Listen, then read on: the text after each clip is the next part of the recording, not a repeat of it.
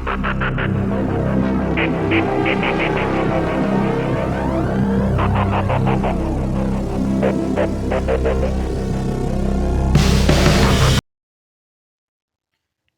दोस्तों, आप सभी का मेरे इस YouTube चैनल लॉ अनलिमिटेड में स्वागत है। आज मैं आपके लिए कर्नाटका हाई कोर्ट का एक ऐसा जजमेंट लेके आया हूं जिसमें डोमेस्टिक वायलेंस एक्ट और सेक्शन 468 ऑफ सीआरपीसी को पूरी तरह से एक्सप्लेन किया गया है और ये भी बताया गया है कि section 468 of CrPC domestic violence के केस में कब अप्लीकेबल होती है और कब नहीं होती है। तो आइए हम देखते हैं इस केस में हुआ क्या था। दोस्तों, किसी भी ऑर्डर और जजमेंट को पढ़ने के लिए काफ़ी समय चाहिए होता है और हम इसे डेली बेसिस पे नहीं कर पाते क्योंकि इसमें घंटों लगते हैं अगर हम एक भी जजमेंट या ऑर्डर को पढ़ें। इसीलिए मैं ऐसे वीडियो को बनाता हूं जो 5 मिनट में सारे जजमेंट और ऑर्डर को कवर करते हैं और आप आसानी से इसे कहीं पे भी बैठ के देख सकते हैं। इसीलिए ज़्यादा से ज़्यादा ऑर्डर और जजमेंट को पाने के लिए इस चैनल को सब्सक्राइब करना ना भूलें।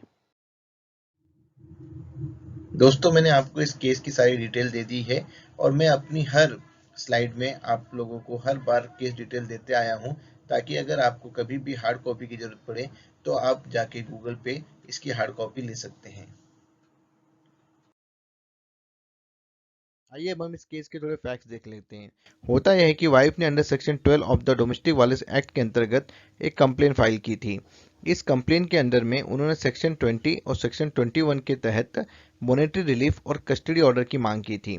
ट्रायल कोर्ट ने इस पिटीशन को पार्टली अलाउड किया और वाइफ और उनके बच्चों को 8,000 रुपये पर महीने देने के लिए हस्बैंड को कहा, लेकिन साथ ही साथ हस्बैंड को ये भी कहा गया कि वो बच्चों को वाइफ की कस्टडी से नहीं ले सकते और आगे जाके वो कोई भी डोमेस्टिक वायलेंस ना करे उनके साथ में। ट्रायल कोर्ट के ऑर्डर से एग्रीड होकर हस्बैंड ने इस ऑर्डर को सेशन कोर्ट में चैलेंज किया। सेशन कोर्ट ने लेकिन कोई भी इंटरिम स्टे देने से पहले हस्बैंड को एरियर्स क्लियर करने के लिए कहा, जो कि 4,32,000 रुपये हो चुका था। हस्बैंड ने कोर्ट की बात को मानते हुए 4,32,000 रुपये सेशन कोर्ट में जमा करा दिए। मैं यहाँ आपको एक ज़रूरी बात बताना चाहूँगा कि जब भी आप किसी भी मेंटेनेंस ऑर्डर को चैलेंज करते हैं तो आपको अपेलेंट कोर्ट, चाहे वो सेशन कोर्ट हो, चाहे वो हाई कोर्ट हो या चाहे वो सुप्रीम कोर्ट हो, आपको सबसे पहले एरियर्स को जमा करने के लिए कहा जाएगा क्योंकि उससे आपका बोनाफाइड इंटेंशन मालूम करना चाहता है कोर्ट। और अगर आप ऐसा नहीं करते तो आपकी पिटीशन को सुना नहीं जाएगा। अब हम फिर से इस केस पर आ जाते हैं।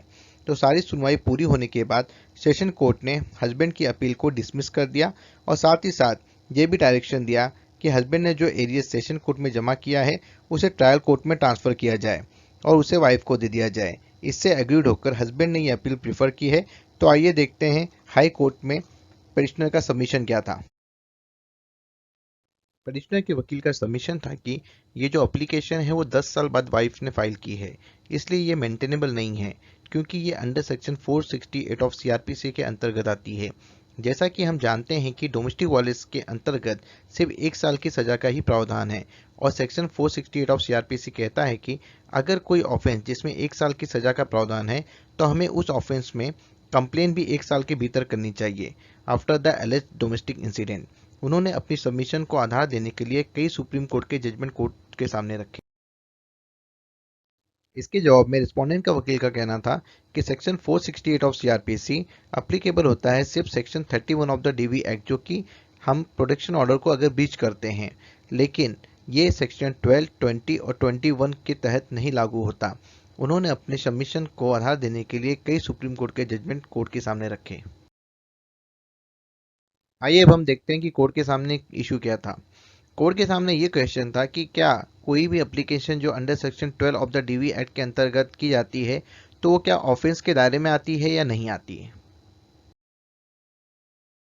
सारे रिकॉर्ड्स को देखने के बाद और पूरी सुनवाई सुनने के बाद कोर्ट ने हस्बैंड की पिटीशन को रिजेक्ट कर दिया और उन्होंने ये पूरी डिटेल में एक्सप्लेन किया कि क्यों 468 डीवी एक्ट में लागू नहीं होता। उनका कहना था कि under section 12 of the DV act सिर्फ इंक्वायरी की डिमांड की जाती है। साथ ही साथ सेक्शन 20 में भी मॉनेटरी रिलीफ की बात की गई है। सेक्शन 21 में कस्टडी ऑर्डर की बात की गई है।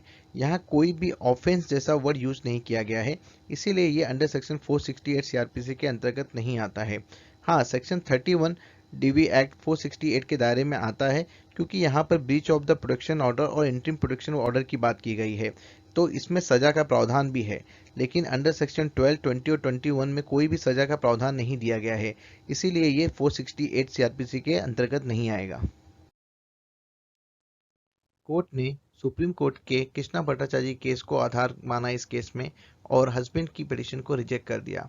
कोर्ट का कहना था कि डोमेस्टिक वायलेंस एक कंटिन्यूइंग ऑफेंस है, इसलिए वो टाइम बार नहीं हो सकता और अंडर सेक्शन 468 सीआरपीसी के अंतर्गत नहीं आता है। इसीलिए हम हस्बैंड की पिटीशन को रिजेक्ट करते हैं और ट्रायल कोर्ट को डायरेक्ट करते हैं कि वो जो 4,32,000 रुपए हैं वाइफ को दे दें। दोस्तों, अगर आपको ये वीडियो पसंद आया हो तो इस वीडियो को लाइक और सब्सक्राइब करना मत भूलिएगा। दोस्तों, नीचे